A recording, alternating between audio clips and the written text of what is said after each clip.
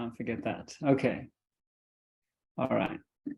Okay, so yeah, thank you again for having me, and great to see you all here. So yeah, today's topic was soil compaction, which is, yeah, we're going to build on a little bit on last week's presentation where we did discuss some of the basics and the ins and outs of soil health. And I mean, the reality is, if we talk about soil health or soil compaction or soil erosion, as we'll do next week, they are all very interrelated. There's a lot of overlap and common ground between all of these. And indeed, when we optimize soil health in a general context, we do also help to alleviate and reduce compaction issues or erosion issues. So there's a lot of overlap here. So some of the themes that we touched on, for those of you maybe that weren't here last week, there will be a little bit of carryover today. So yeah, you can obviously catch up with that when Kate uploads those to the online. So, okay, so let's dive into it. Compaction. Firstly, let's just start by defining what we mean by soil compaction. And really, it's just this process by which the soil grains or the soil particles are rearranged to decrease the void space and bring them closer together in closer contact with one another, thereby ultimately increasing the bulk density. So as it explains, really, it's really just about compressing all of the soil particles together, bring them closer together. And when we compress soil particles together, of course, what we are really losing out on through that process is the pore space, the space in between the particles is the key thing that we are losing through compaction by compressing all of the soil particles together. So some visuals to kind of expand on this or just clarify this. So here we have a nice open structured soil where we have lots of space for air and then space for water to kind of stick to those soil particles. The water will always adhere much closer, attracted to the soil particles. It will adhere to those, creating then the air space in between, the porosity space in between. And over on the right-hand side, as you see, when we then compress that, we're pretty much losing airspace. And that means as a percentage that the water really starts to fill up more of those gaps. So relatively speaking, as a percentage, the water takes up more, thereby leading to waterlogged conditions and lack of air, lack of gas exchange. Some other, again, I'm just going to throw a few different images of the same thing, really, but just nice visual cues to kind of explain this. I think what I really like about this image, of course, is on the left-hand side there, we have this good structured soil where not just also water can get in. So, for example, rainfall can infiltrate down into the soil and percolate down through that soil profile. But also we have space, again, that pore space for air, for oxygen to move in. But and oxygen is really important to feed the organisms down in the soil, all the microorganisms and other insects and worms, etc.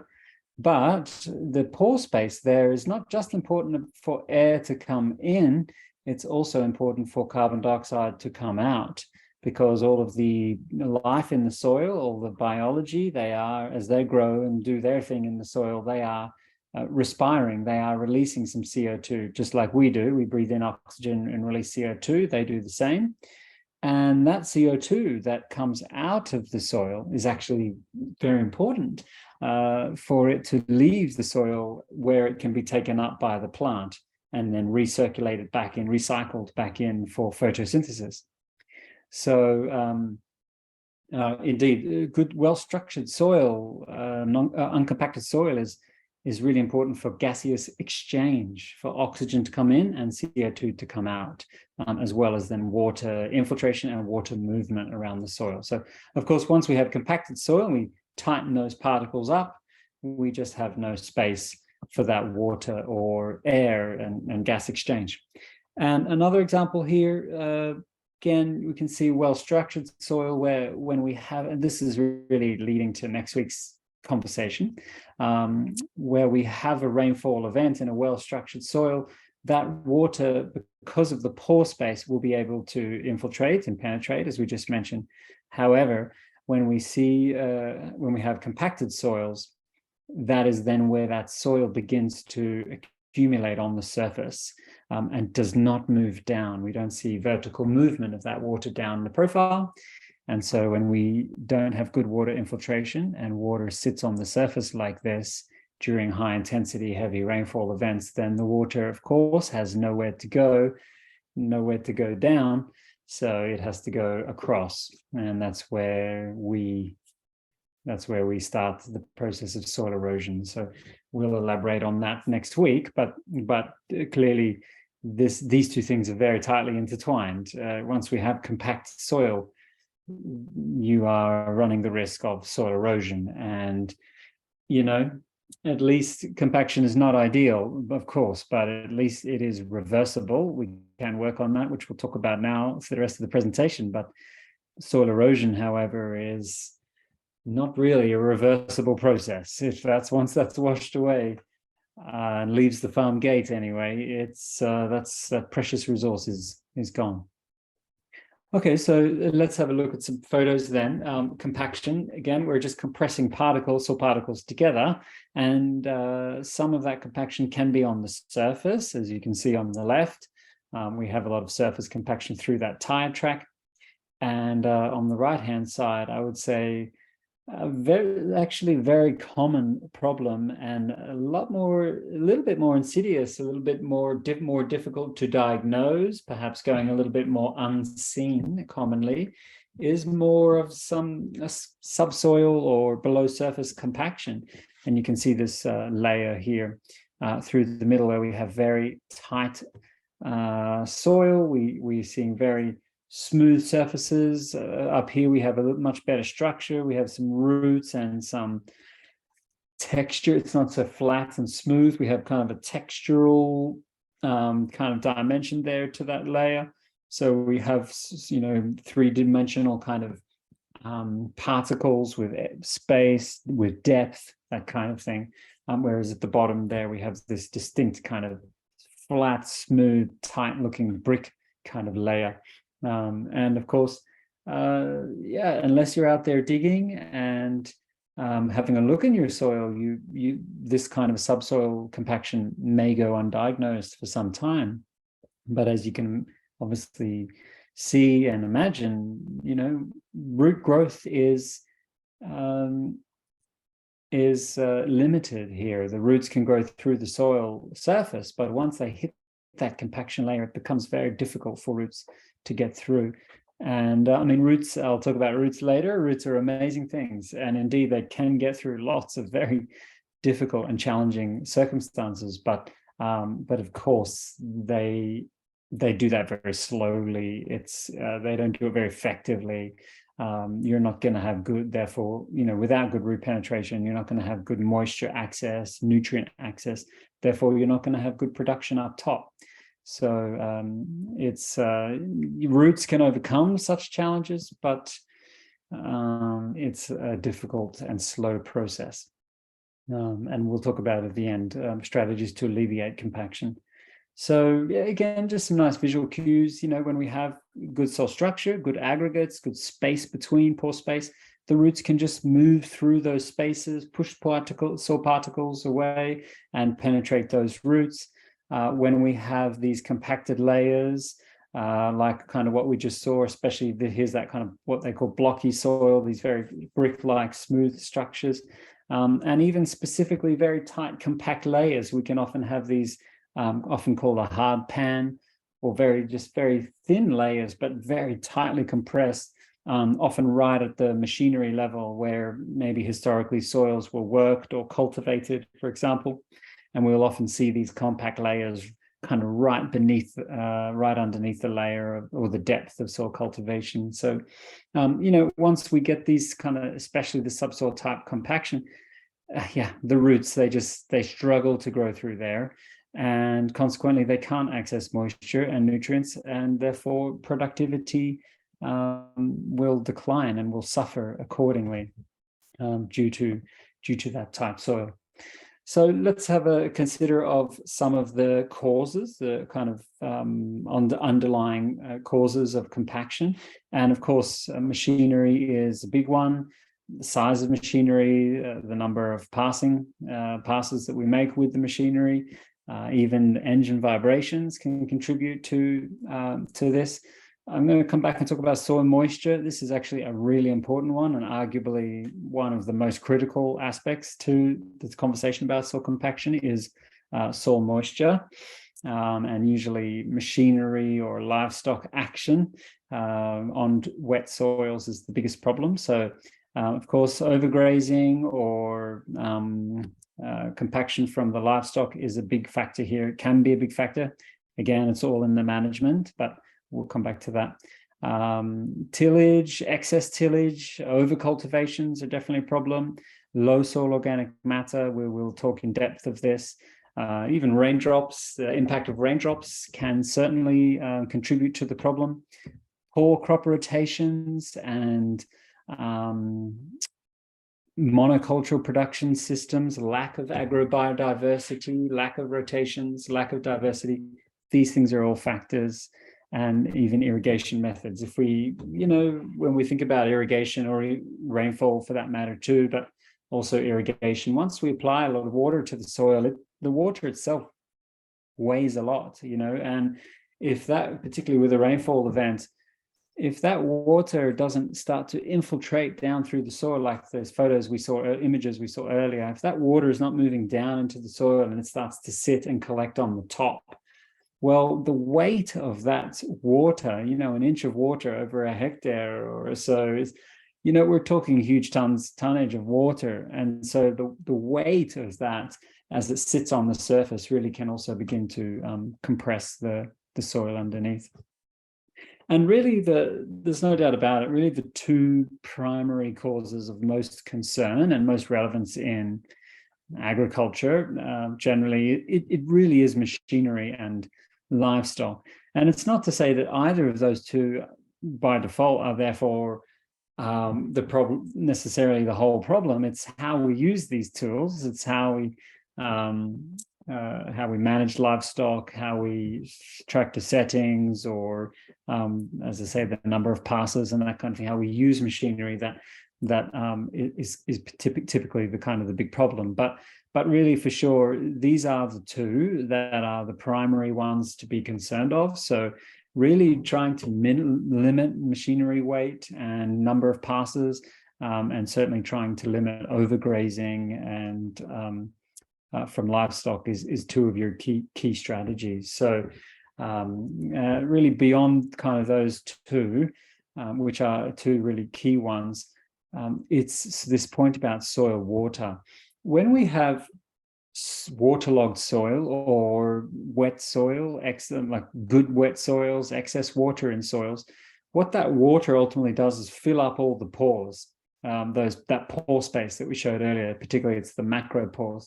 And once you've filled the macro pores, what those pores, this is the space between the particles, what those pores really do, that they enable the soil to behave a little like a sponge. They create the pore space in which the soil can compact, can tighten and rebound and reflex. And that's really what pore space helps to do by simply having space between the particles. So when we then have compact soils and therefore more water filling up those pore spaces, ultimately that really means that the soil has less tolerance to load. And that load could be the machinery load that we just talked about, or the livestock load, the weight of the livestock or the hoofs, etc. So they have less tolerance to the load, to that weight or that load, when we have less of those macropores, and especially when those macropores are wet, are full of water. That's really your key driver, cause of compaction is this wet soils, and then the machinery and the livestock on the wet soil is then what has become so damaging. So really, it's about pore soil porosity. And when we have a lack of pores, not just numbers of pores or pore area, but also pore connectivity, how well those pores are connected. This basically means we have less hydraulic conductivity or less water conductivity, less water movement through the soil. The water needs those pore spaces to move, be that infiltrate, be that percolate down, or even just move throughout the soil to move nutrients around. We see less water movement, less water relations, and this is going to be central to the problem. And really, one of the big causes of that, as I touched on there earlier, is this lack of crop diversification, simple rotations, monocultures that we've kind of transitioned towards in a lot of modern agriculture. It is more diversity of plants, of plant roots across space, across time, that is so central in preventing this problem of soil compaction in the first place. So as we've kind of really intensified agriculture and lost some of our diversity, this has also been a factor. And then low soil organic matter, and this is a vicious cycle. I'm going to talk about soil organic matter later, but soils that are low in organic matter are more prone to compaction. And also it's harder to build soil organic matter in soils that are compact. So we have this kind of vicious cycle there. But definitely if we can build soil organic matter, which I'll talk about, then this helps significantly. And really the critical message about soil compaction is just, if the soil is wet, just to keep off it. From a machinery point of view, from a livestock point of view, it's the waterlogging is not great, of course, and the weight of that water itself, but it is when we go on there and with machinery, with cultivations, or with animals, like that is then what's really doing the damage. The waterlogging sets it up, and the animals or the machinery just, finishes the job. So the key take-home message, I think, is just, if the soil is wet, and not just waterlogged, okay, this is an extreme example of waterlogging, but if the soil is just wet, too wet for working, etc., then just keep off it, because you're doing a lot more damage than good. So there are soils that are maybe a bit more susceptible, or conditions that rise to greater susceptibility. And again, low organic matter, we're going to come back to this. Generally, clay soils are more compactable than sandier soils, just because clay soils are smaller particles, finer particles, so they can compact more tightly together, whereas sandier, lighter soils are a bit more coarse, bigger coarse particles. So by default, there's always going to be a bit more airspace between them. Again, those disturbed wet soils, as I've mentioned, and the overgrazed soils. So any soils of these kind of patterns, you're particularly vulnerable and prone to compaction issues. So what are some of the negatives and problems that we associate with compact soils? And there's a lot of problems for the soil itself, the soil properties, but also for plant growth and plant production. So, for example, obviously with a tight soil, we're going to see less biomass growth because we have poor root proliferation, and those roots are there to get moisture and nutrients to then drive above ground growth. So we're going to have stunted growth, poor roots, shallow root system, reduced leaf area, reduced plant biomass, and of course, ultimately, this is going to mean less yield for the plant. But beyond that, also, we have things like reduced stomata conductance. So that basically means poorer photosynthesis. We're not going to have good opening and closing of the stomata to conserve water or to breathe in carbon dioxide. Reduce water uptake in the plant, water pressure of the plant.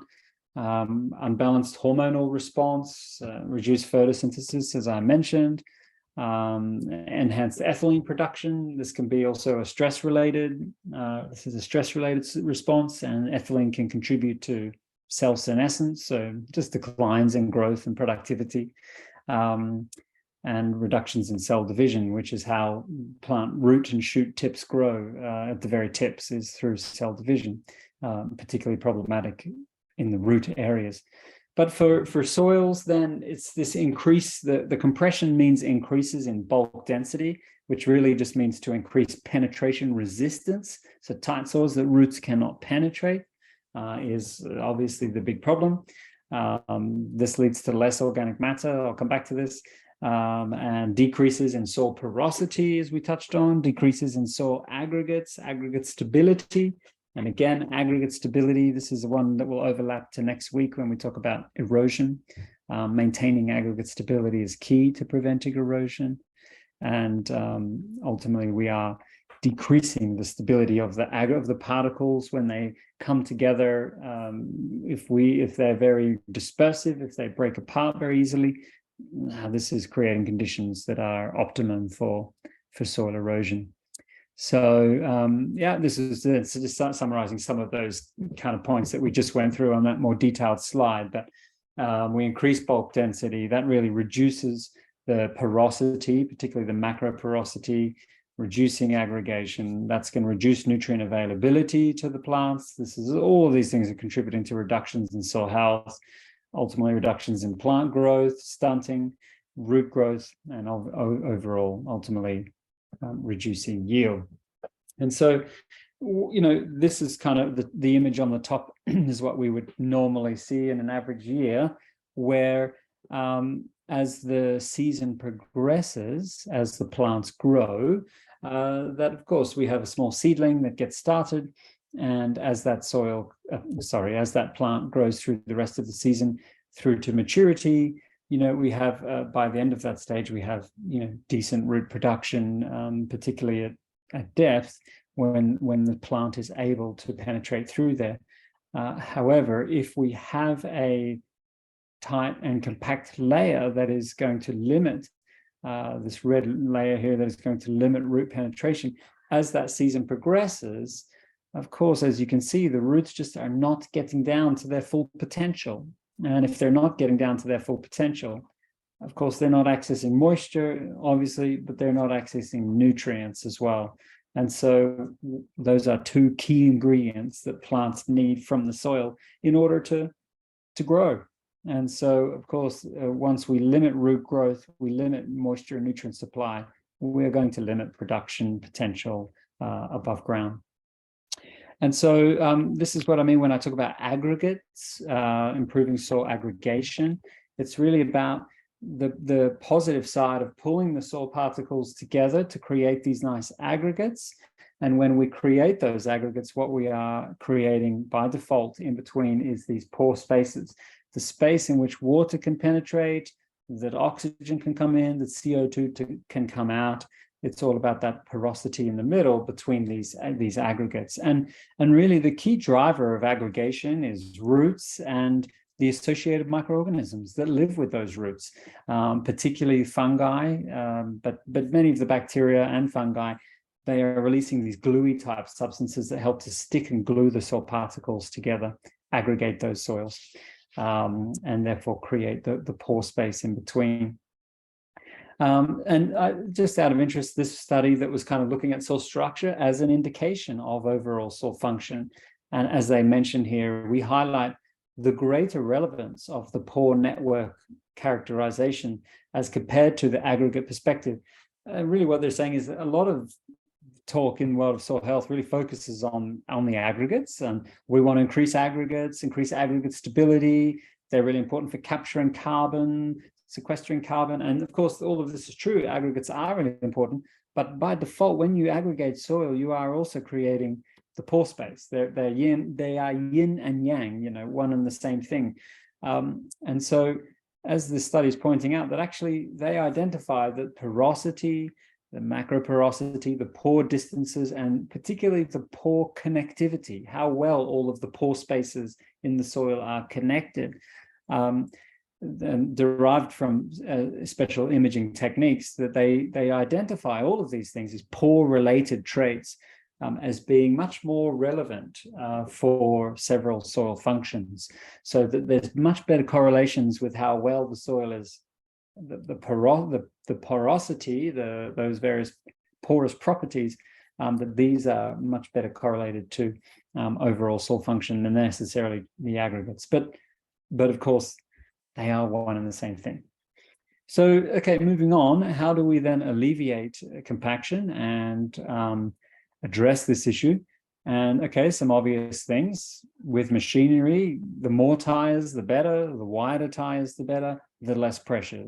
If you've got more and wider and less, there's less pressure. You've got less downforce that's basically causing that compaction. So you're just evening out the weight distribution of the machinery, ultimately leading to less compaction. So more tires, wider tires, less pressure in those tires is good. Equally, controlled traffic farming, so just trying to maybe maintain the same tram lines again and again, reduce the number of passes if possible, also a good strategy. And then, of course, with grazing, we want to reduce the grazing frequency. So if you can give after the grazing event, if you can give the grasses, the pastures, more time for recovery. When animals come back too soon is when we have the problems. So if you can subdivide your fields into smaller parcels of land and just keep those animals moving more frequently into these smaller areas, then just try and keep them for as long as possible before they return back to the same parcel of land. And in doing so, you are creating opportunity for more root recovery, which is really what's going to prevent the compaction from in the first place and coming back. As I mentioned, keep off wet soils. Absolutely. Just don't go there. You're going to be causing more headache than gain. That's for sure.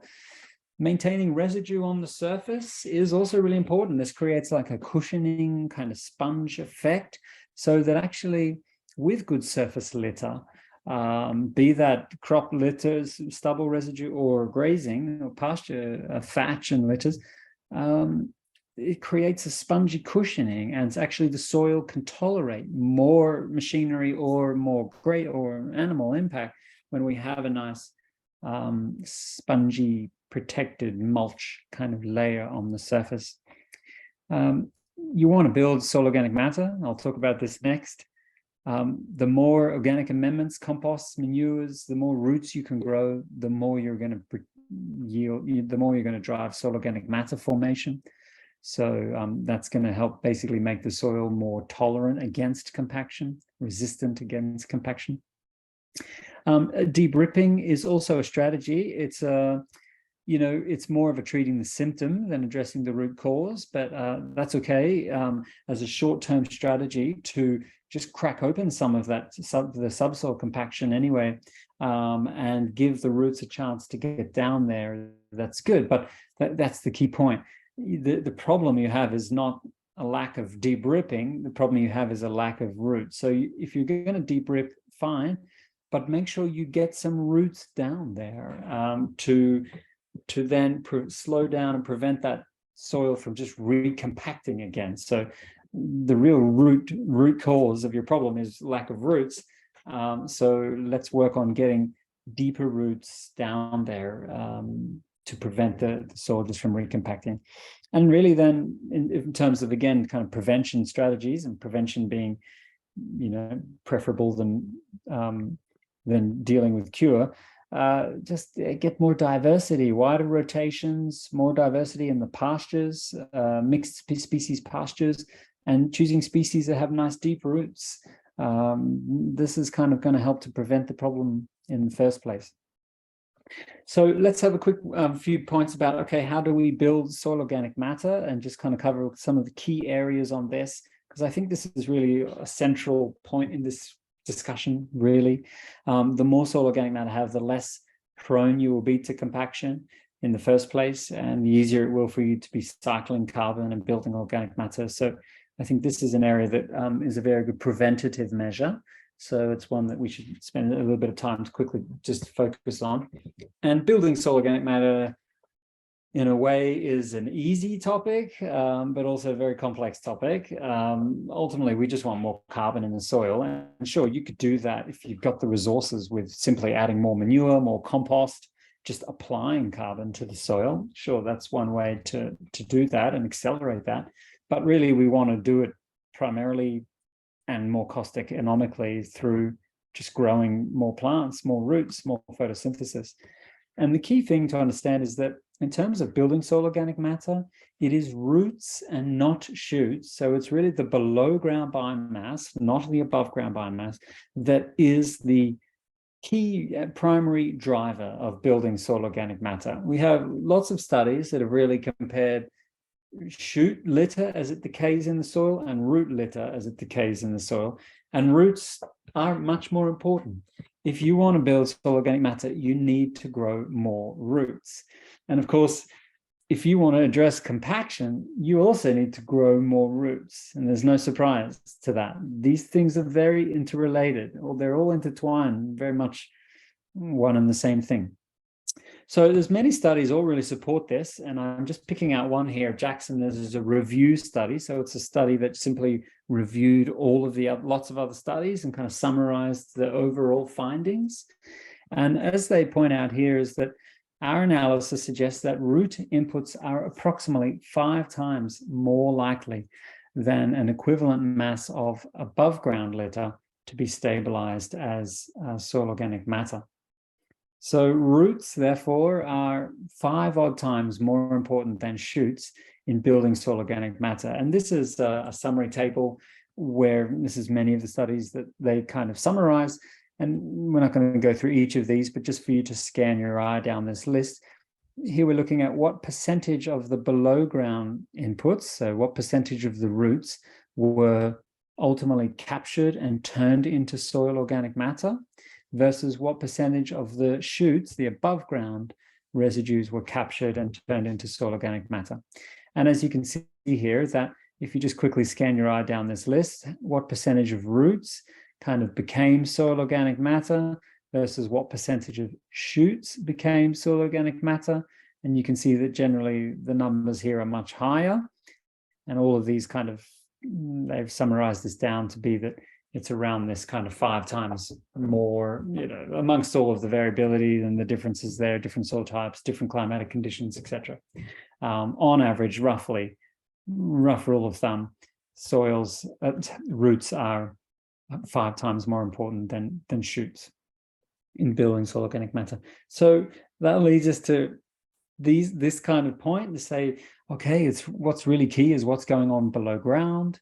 It's really the roots, not the shoots. And undoubtedly, the best way to grow more roots and to manage this process is actually through grazing, through livestock. Even though they can be the cause of the problem, they can also be the cause of the solution. It's pastures and diverse pastures with all of these diverse deep roots. These are perennial plants. They allocate more carbon below ground to the roots. So having perennials is one of your best strategies to grow more roots and get those roots down there to build soil organic matter, but also prevent compaction. And of course, when we then graze these plants, unlike in this depicted in this image where they're all starting to go to flower and go to seed, when you come in and graze these plants and push them back to vegetative growth, actually that's what encourages more root growth and more root exudates. As the plants go to flower and go to seed, as you kind of see here, actually this is where the plants then prioritize reproduction, and they will send more energy and photosynthates and things up into the seed and the developing grain and seed, etc., fruit, etc.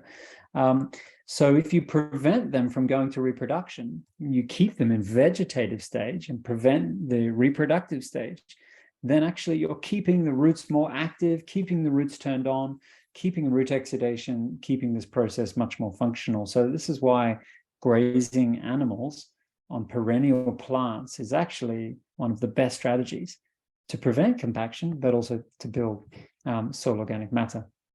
And we have many plants that can form part of your tools in this kind of toolkit. And just to illustrate that, some plants are absolutely very susceptible to compaction. They just really don't do well. They just simply cannot penetrate. Whereas we do have some that can then maybe are called tolerant. Sure, they may be not super happy or thriving, but they can tolerate it. They'll perhaps develop some kind of a taproot that can get through those compact layers and still maintain some level of plant health or plant productivity kind of thing as compared to these highly susceptible plants. And so, yeah, it's perennials as compared to annuals. Perennials, they allocate more carbon below ground. Annuals do not. And so wherever you can get more perennials, and particularly deep-rooting species. So, things like alfalfa is a good one, timothy, foxfoot, plantain, chicory, some of those taprooters, this kind of thing. Just any of those kind of deep-rooting plants, I think, are great and excellent options, especially if they're perennial. But even if not, just some of those deeper-rooted plants are great.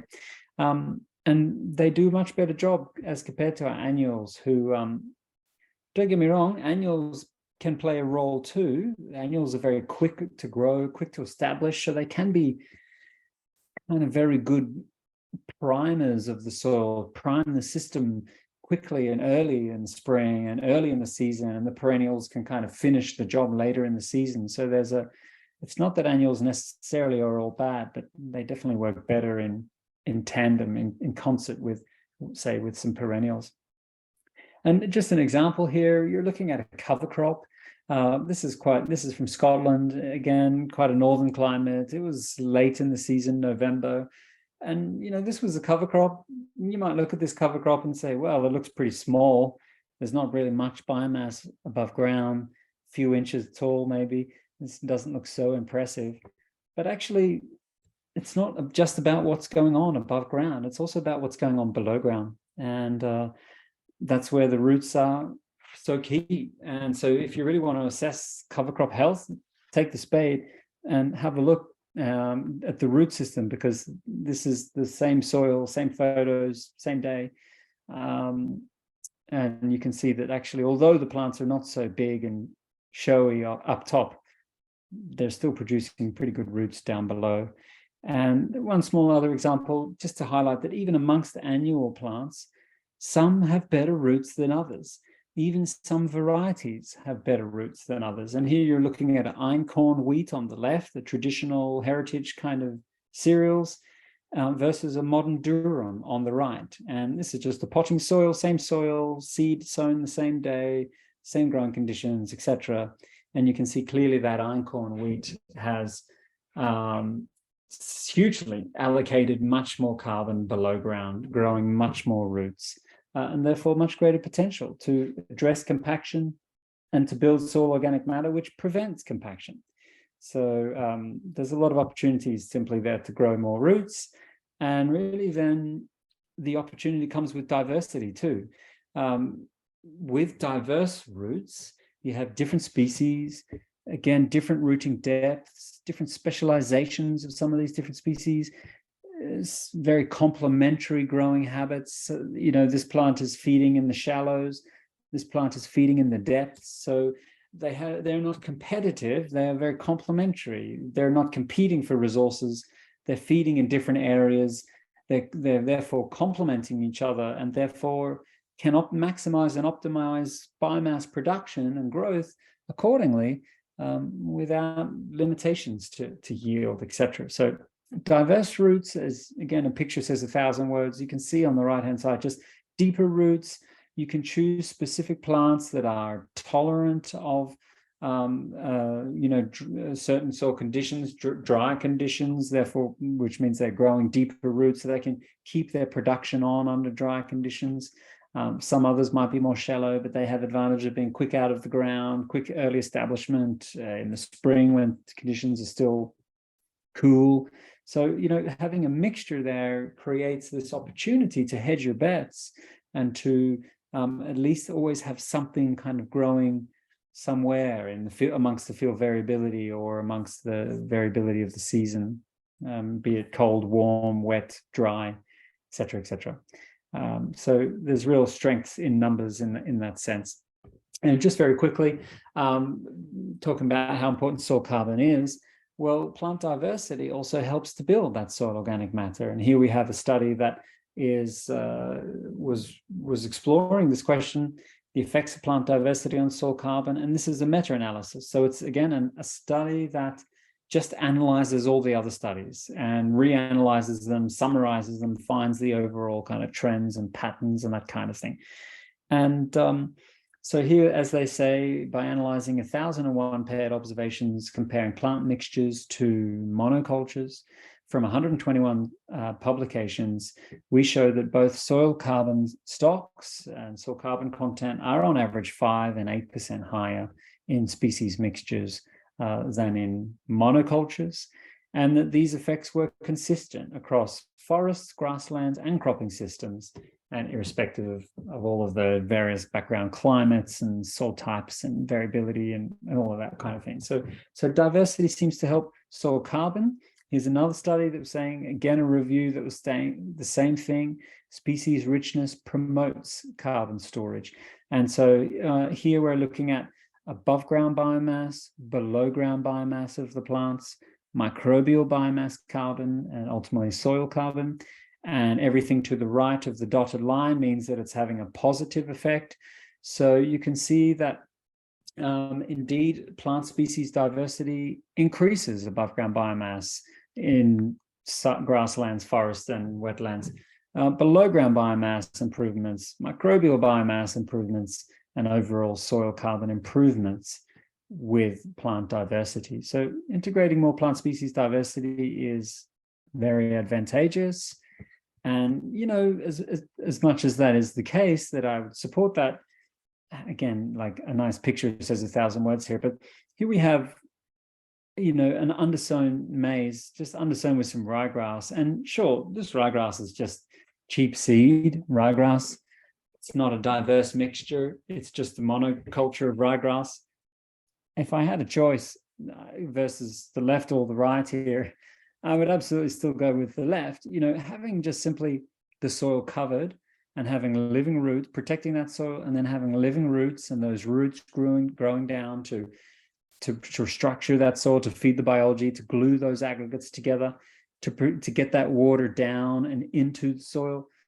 Yeah, I would take it, absolutely. So it's not to say that we have to have these extreme diverse mixes either. I think some simple mixes is quite okay.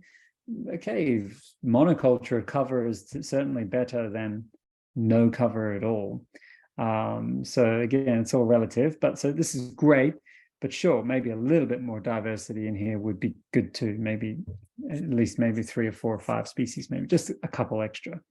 But again, just a nice visual image of just keeping the soil covered, protect the soil, and keep those roots active. And you're going to avoid all of these kind of problems.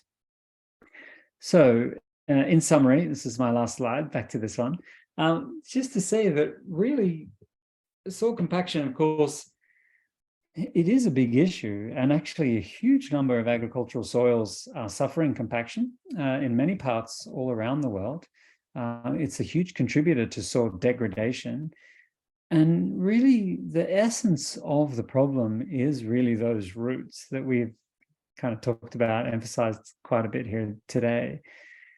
And really, you know, it's not as much as things like deep ripping and machinery can be useful tools to address the symptom, they're not addressing the root cause. And the root cause is monocultures, a lack of agrobiodiversity, a lack of deep rooting plants, you know, choosing varieties that are very good yielding. And don't get me wrong, that's important too. We have to feed the world and all, but when you choose varieties that are very high yielding, that's a trade-off. It comes at a cost to root production. It simply means the plant is pushing more above ground biomass and not so much below. So it's not growing many roots, it's growing lots of shoots and lots of yield. And okay, I know you've got to pay the bills and get an economic gain, so of course that's important, but it's just about striking that balance. We just need to grow more roots and more diverse roots. And sure, you know, break up some subsoil compaction, use machinery to address symptoms, but you've got to get roots growing back down there as well. Roots is what's going to prevent the problem from just coming back. And so therefore, considering how we could transition to more diverse roots using deeper rooted species, I think, is key. So even in cropping situations, even going to 2 species is beneficial. Intercropping, companion cropping.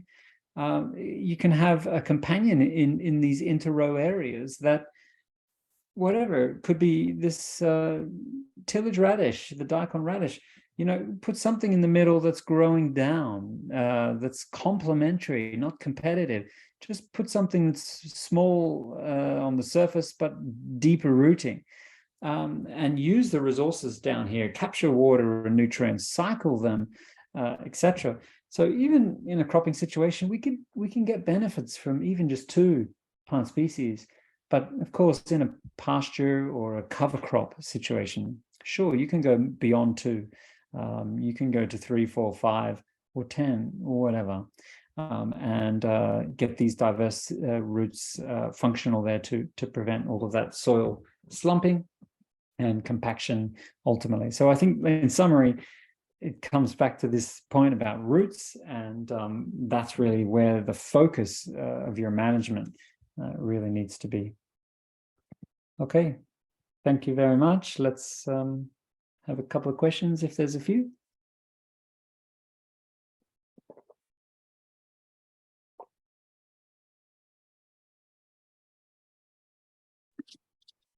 Yeah, if there's any questions, you can feel free to unmute yourself, or else if you'd like to just enter it in the chat, you can do that as well, and I can read them out. Mm-hmm.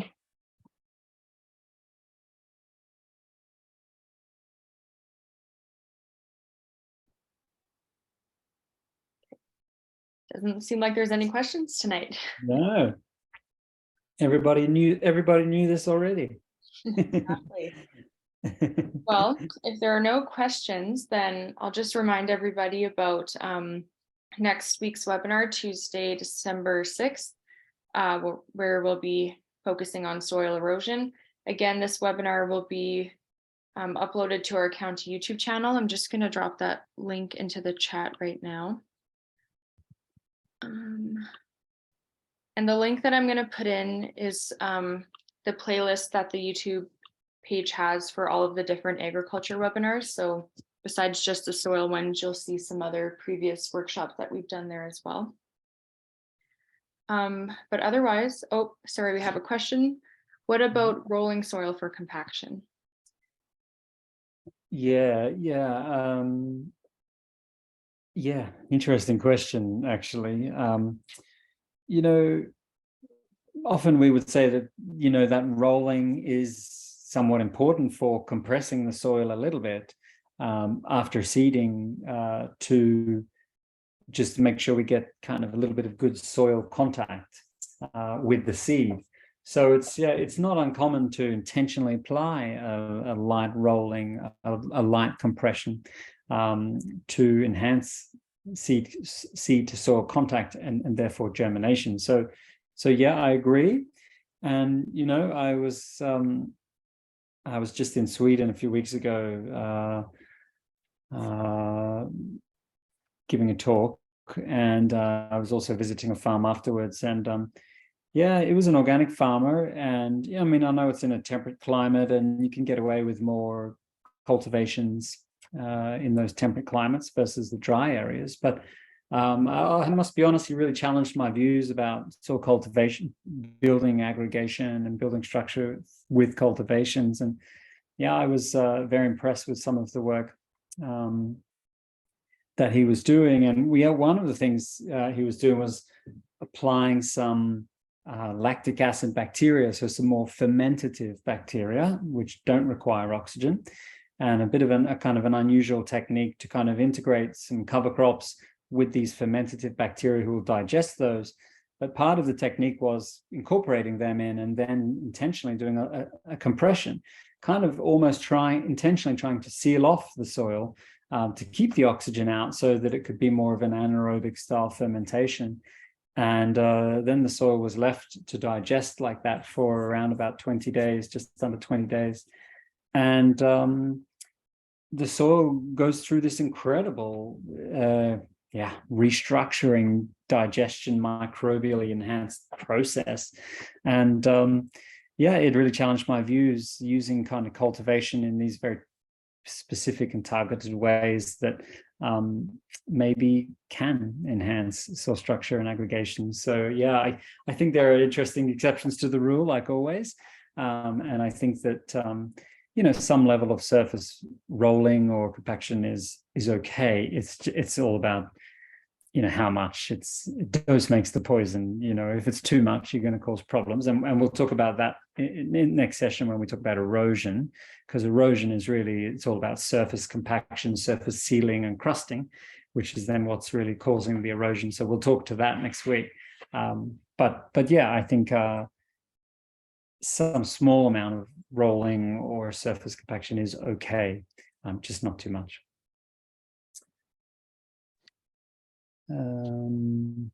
Okay, suggestions for improving breakdown of residue. Yeah, okay, so that's generally going to suggest a lack of biological activity. If you're not getting good kind of residue decay and therefore cycling. So you've got a few options here. It could be as simple as applying some highly available carbohydrates, food sources, to just kind of prime the pump, just to get the biology active to then digest those residues. And so what I mean by that is even things like molasses or seaweeds or fish hydrolysates, these kinds of things, but molasses probably be a more easier accessible one. And it just provides a highly available, highly labile carbon source that the microbes can kind of that they can start feeding on, and then carry on the digestion of the other residues. So kind of priming the pump a little bit there, but also generally it's your fungi who are going to be a bit more important for some of that breaking down of some of the lignin and the cellulose, that more complex stuff. So trying to encourage them a bit also can help. So using things like compost fungal inoculants or compost extracts, for example, to kind of spray some of those organisms out, again, with molasses or with a food source to kind of feed them, is also a good idea. So yeah, I would say would suggest to me that you've got a little bit of lack of biological activity. So just kind of priming the pump a little there. And then beyond that, more longer term, I would look at increasing your plant species diversity. So I touched on just a few examples there, but we have pretty good evidence that the more plant species diversity that you have, not only is that good for soil carbon, as I touched on, but it's also good for soil fungi, for many of the microbes, for good biological activity. So yeah, I would say that longer term, try and increase your plant species diversity. And another question from Michael here. It says, do symptom weeds such as thistles penetrate soils at higher rates than 300 psi? Yeah, and this is a good question too, isn't it? This whole idea of weeds as indicators, I think, is a very interesting one. And, I think there's a mixed bag of examples out there. I think there's some anecdotal type examples that hard to say, maybe not have relevance, but I think more broadly the idea that weeds are indicators, I agree, I sign up to this idea. I think it's true of all plant communities all around the world. They all grow where they can, they all grow where they can thrive. And so we see this already with things, I don't know, foxtail barley, growing in the salty areas, in the sloughs and things. Plants will specifically seem to accumulate in certain areas. So yeah, I take on board the general notion that weeds are indicators. I think that's absolutely valid. And so yeah, I agree. I think thistles are a sign of compaction. And yeah, whether they can specifically penetrate above 300 psi is a good question. You're pretty much right at that limit where generally it's considered the plant roots don't penetrate so well. So you're kind of right at that cutoff. But I think when you're choosing examples like thistles or like weeds that are clearly doing some element of soil repair or fixing the soil, that usually they have specialized strategies to do this. And I think that there, if you've got a lot of thistles, it is an indication of compaction. That's for sure. That's why they're growing there, and so that would suggest to me that you need more deeper rooting plants, tap roots, fibrous, deeper roots, and I would go and dig up some of those thistles. I was on a pasture farm in the UK, and we would. This is pre-COVID, a couple of years ago, but we were just going through some pastures, having a dig in the soil, digging some quick spades and having a look at the soil structure and that kind of thing. And it was a bit tight on the soil, not great root growth. And there was quite a few thistles, not hugely heavy, but there was some thistles in the field. And I said, let's go dig some of the thistle and with the farmer. And as we dug up that thistle, of course, the roots just looked absolutely fantastic. It was absolutely full of earthworms, and the smell of soil was fantastic. The soil looked really well structured, but literally just right next door, you would dig the grass pasture, and the soil just looked completely different. I think that weeds have specialized skills. That's why they're growing where they do and why they can be problematic. And we should definitely fine tune our senses to kind of read what they're trying to tell us. But whether or not exactly plants will penetrate higher than that, I think it's a bit context dependent a bit there. But I think in the example of thistles, it's probably telling you that they can, and they're signaling that the compaction is an issue. So. Okay, question from Jerry here says, grazing pigs and concerned about compaction. They return every 15 years. Alfalfa, timothy, plantain, radish for the spring's seeding. Yeah, it's a good question too, isn't it? And of course, I know pigs are pretty disruptive, and of course they are. But again, I don't know. Animals, they do this in nature, don't they? Same with this whole point about trampling and that surface compaction from livestock and hooves. Of course, too much of it is definitely bad, but a little bit of integration of stubbles and residues into the soil through that trampling. It's a little bit of soil incorporation, and it's not so intensive in inversion, but it's light working from the surface, light incorporation. It's very beneficial. A little bit of that surface disturbance can just help to stimulate microbial activity, stimulate residue breakdown, to the question also earlier. Having a little bit of that light incorporation, better soil contact with the residues, also another strategy to increase that residue breakdown. So yeah, of course, pigs are extremely disruptive in that sense, but it is a natural process, just like animals kind of do. And I think that they're a great way to kind of plow the soil. And if you're at that point where you need them breaking a rotation and moving from a grass into a cropping situation, you need to terminate that grass. Pigs, I'm sure, have a role to play. And okay, if you're not returning for every 15 years, I mean, that is a long time for recovery. So that sounds excellent to me.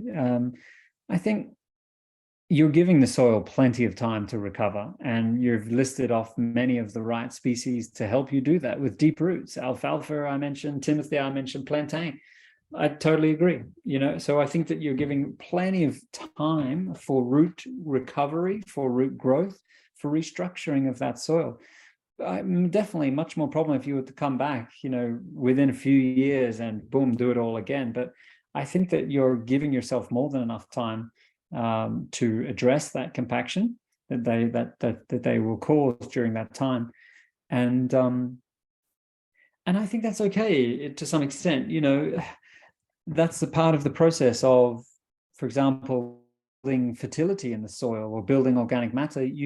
You want a phase where you're building fertility, building soil organic matter, and then you want a phase in the rotation where you're drawing down from the bank, where you're harvesting that fertility. You're using it for production. You're using it, therefore, to make money, to run to the economic side of the business. You've got to build and you've got to use. It's not all about sequestering carbon, building carbon, like it's not all about that. That's important, of course, but you've also got to draw back on the fertility that you build as well. So I think that over a 15-year period, I would imagine, unless you tell me that you're still seeing heavy signs of compaction along that 15-year gradient, I would think that amount of time is enough for soil recovery and soil rebuilding. And then that's just how it is. You're running a farm, you're running a business, you've got to bring those animals back for the economic side of it. And as long as you didn't do that so quickly and you built soil in between then I think that's okay.